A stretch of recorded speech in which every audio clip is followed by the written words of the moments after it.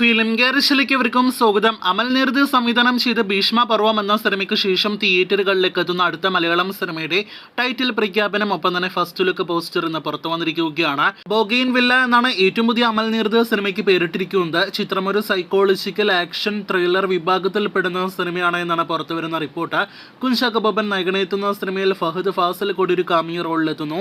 ജ്യോതിർമയി, വീണ നന്ദകുമാർ, ഷറഫുദ്ദീൻ, ഷറിന്ദ തുടങ്ങിയവരൊക്കെ അഭിനയിക്കുന്ന ചിത്രത്തിന്റെ വിവിധ അഭിനേതാക്കളുടെ ഫസ്റ്റ് ലുക്ക് പോസ്റ്ററിലെ സ്റ്റില്ലെല്ലാം തന്നെ കൂട്ടിച്ചേർത്തുകൊണ്ടുള്ള ഒരു ടൈറ്റിൽ ലുക്ക് പോസ്റ്ററാണ് ഇന്ന് പുറത്തു വന്നിരിക്കുന്നത്. എന്തായാലും ടൈറ്റിലും പോസ്റ്ററെല്ലാം തന്നെ മികച്ചു നിൽക്കുന്നു.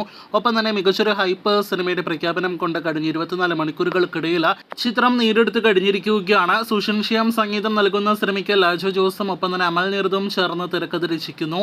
ചിത്രം ഈ വർഷം പൂജ റിലീസായിട്ട് ഒക്ടോബർ മാസം തിയേറ്ററുകളിലേക്ക് എത്തുന്നതാണ്. കുഞ്ചാക്കോ ബോബൻ നായകനെ എത്തുന്ന സിനിമയുടെ സഹനിർമ്മാണം കുഞ്ചാക്കോ ബോബൻ തന്നെയാണ്. ഒപ്പം ജ്യോതിർമയി കൂടി സിനിമയിൽ സഹനിർമ്മാതാവായിട്ട് എത്തുന്നു.